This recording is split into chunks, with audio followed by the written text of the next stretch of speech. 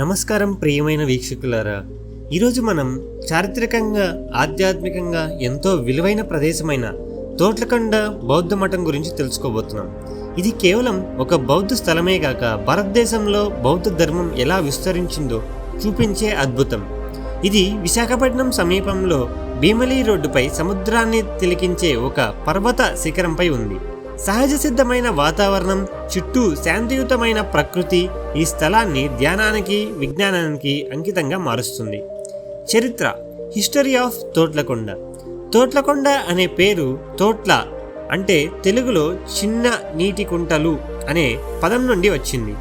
ఈ ప్రదేశం శాతవాహనుల కాలంలో అంటే క్రీస్తుపూర్వం 3వ శతాబ్దం నుండి క్రీస్తు శకం 3వ శతాబ్దం వరకు ముఖ్యమైన బౌద్ధ క్షేత్రంగా అభివృద్ధి చెందినది. ఈ ప్రాంతం మొదటగా 1970లో భారత నౌకాదళం చేసిన ఏరియల్ సర్వేలో కనుగొబడింది.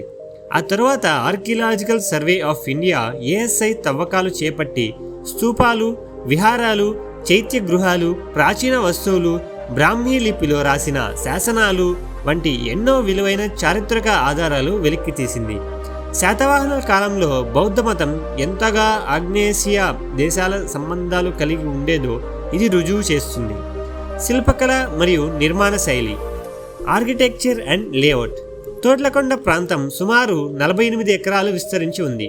ముఖ్యంగా కనిపించేవి మహాస్తూపం అంటే పెద్ద బౌద్ధ స్మారకం, రెండవది చిన్న స్తూపాలు, అనేక బుద్ధుని ఆత్మధాతువులు ఉండే స్థలాలు, మూడవది చైత్య గృహాలు అంటే బుద్ధుని విగ్రహం ముందు పూజలు జరిగే ధర్మశాలలు, నాలుగవది విహారాలు, బౌద్ధ భిక్షువులు నివాస స్థలాలు, 5 జలాశయాలు అంటే వరుసగా నీటి నిల్వ కోసం చెరువులు, కుంటలు, 6వది రందాయి గదులు, భోజనశాలలు అంటే తినుబండారాలు సిద్ధం చేసుకునే వంటగదులు.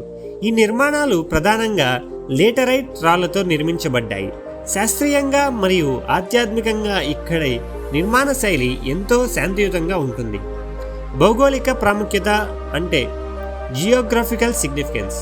తోట్లకొండ సముద్ర తీరానికి సమీపంగా ఉండటం వలన ఇది ఇంటర్నేషనల్ మెరైన్ ట్రేడ్ రూట్ పై ఉండేది.